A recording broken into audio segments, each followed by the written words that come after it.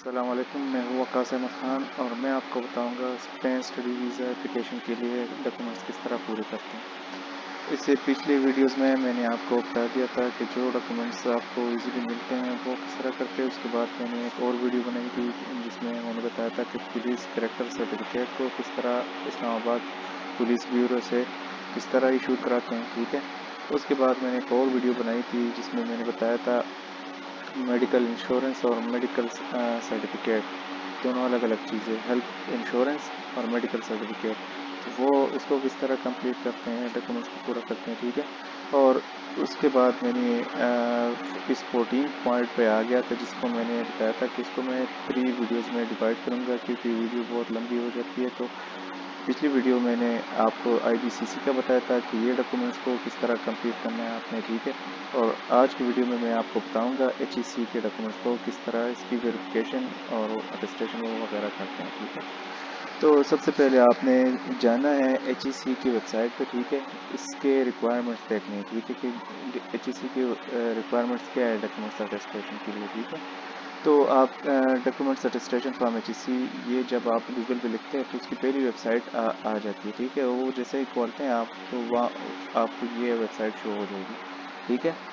तो सबसे पहले रिक्वायरमेंट्स तो ये सारी आपकी यही है, ठीक है। लेकिन रिक्वायरमेंट्स से पहले मैं आपको बताऊंगा कि आपने सबसे पहले अपॉइंटमेंट लेनी है, ठीक है। तो वो आपको किस तरह मिलेगी, आपने डॉक्यूमेंट्स अटेस्टेशन के लिए HEC के लिए ये गूगल पे सर्च करना है, ये जो e-services HEC.gov.pk, ठीक है।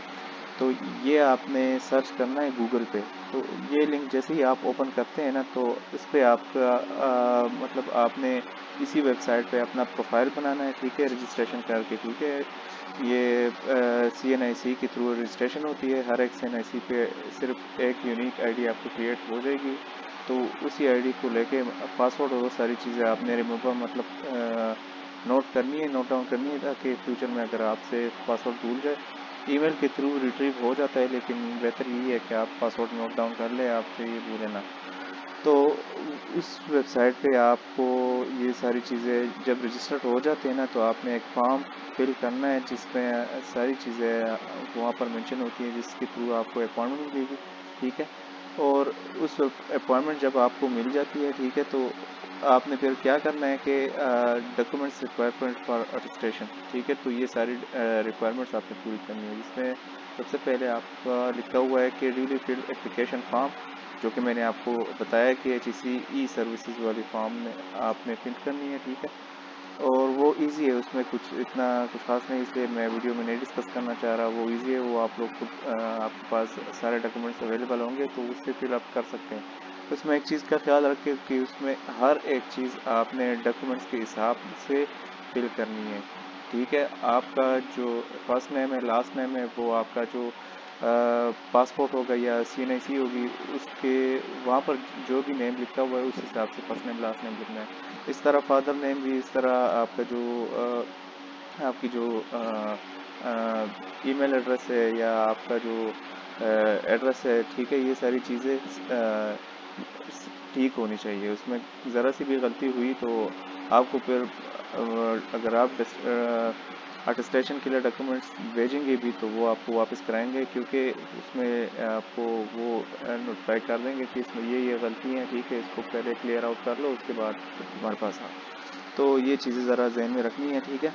तो वो फॉर्म जैसे ही आप फिल करते हैं ना उसको डाउनलोड करना है, उसके साथ चालान फॉर्म भी होगा, ठीक है।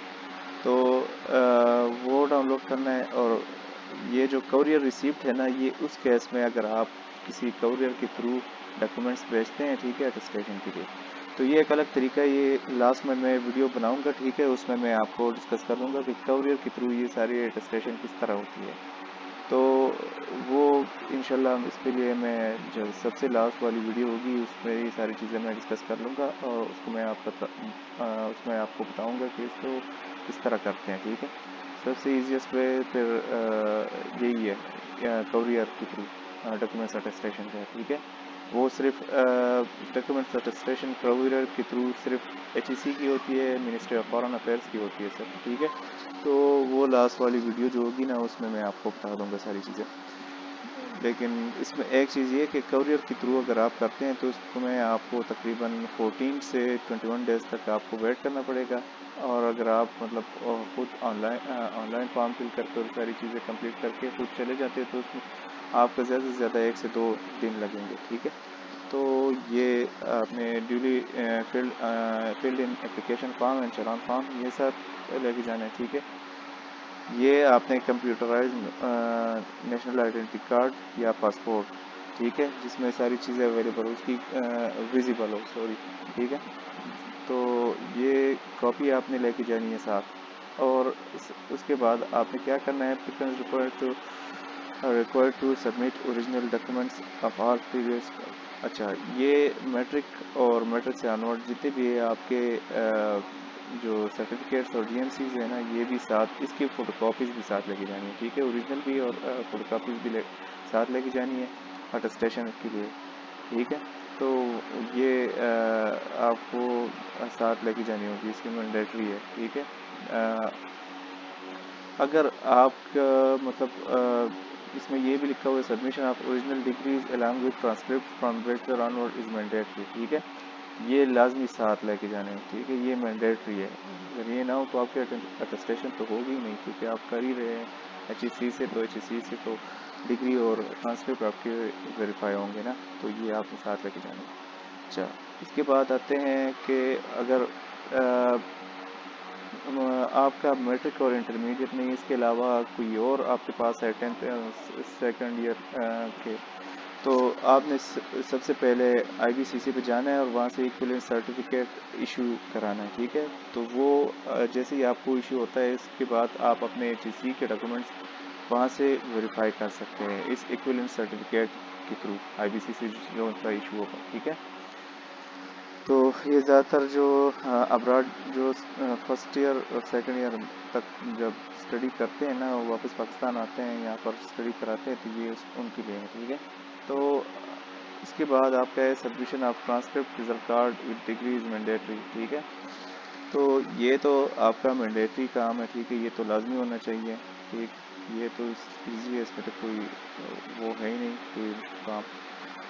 अच्छा, in case of professional degree, diploma, registration, other accreditation from relevant professional body. ठीक है, कोई भी प्रोफेशनल डिग्री कोई और हो तो, या registration accreditation from any relevant professional body हो, तो वो भी साथ लेके जाएं।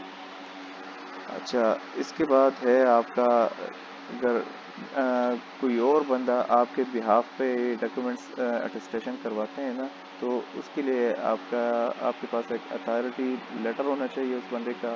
ठीक है, और वो 17 ग्रेड अफसर से अटेस्टेड भी होना चाहिए। ठीक है, और उस बंदे का अपनी शनाख्ती कार्ड की कॉपी वो साथ भी उसकी चाहिए होंगे। ठीक है, तो वो दूसरा बंदा आपके बिहाफ पे भी अटेस्टेशन करवा सकते हैं वहाँ पर। और ये asset of photocopy and passport, photocopies of CNIC and passport and documents that are required to be attested for HEC record. ठीक है, तो ये तो मैंने आपको पहले ही बता दिया कि फोटोकॉपीज़ आपको सारी चीज़ों की चाहिए होंगी। ठीक है, तो ये भी साथ लेके जाएं। और इसके बाद आपका है applicants required if applicant also required attestation from attestation of photocopies of documents. अच्छा, ये इसमें लिखा हुआ है कि अगर आपको फोटोकॉपीज़ भी अटेस्टेड करवानी है ना, ठीक है, तो उसके फिर एक्स्ट्रा चार्जेस भी लगेंगे। ये ओरिजिनल डॉक्यूमेंट्स के अटेस्टेशन के आपके मेरे ख्याल से 1000 रुपये फ़ी है, और फिर ये फ़ोटोकॉपीज़ अटेस्टेशन के आपकी 700 है मेरे ख्याल से। तो अब आप देख लें, मतलब मेरे टाइम पे तो इतना ही मुझसे चार्ज हुआ था। अभी आप लोग जिस हिसाब से आपको वो वहाँ पर शो कराते हैं ना, तो उसी हिसाब से आपने पेमेंट करनी होगी।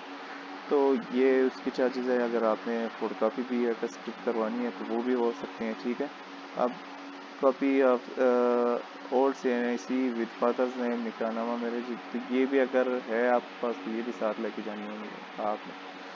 और एडिशनल डॉक्यूमेंट्स अगर कोई भी है, अगर आपको लगता है, तो वो एडिशनल डॉक्यूमेंट्स भी आप case to case basis as and when demanded, अगर वो डिमांड करते हैं तो वो भी साथ लेके जाएं साथ। तो ये जैसे ही आप लेके जाते हैं ना, तो आप मतलब ये एक ड्राफ्ट बनेगा, मतलब एक ड्राफ्ट बनाएंगे और वो आपके डॉक्यूमेंट्स उसी दिन भी वेरीफाई होके, ठीक है, आपको वापस मिल जाएंगे अगर आप मैनुअली करवाना चाह रहे हैं। और अगर कोरियर के थ्रू करवाना चाह रहे हैं तो वो उसमें आपसे तकरीबन 14 टू 21 डेज लग सकते हैं, ठीक है, डिपेंड अपॉन द वर्कलोड, ठीक है। तो ये था HEC डॉक्यूमेंट वेरिफिकेशन, ये किस तरह अटेस्टेशन उससे होती है, ठीक है, HEC से।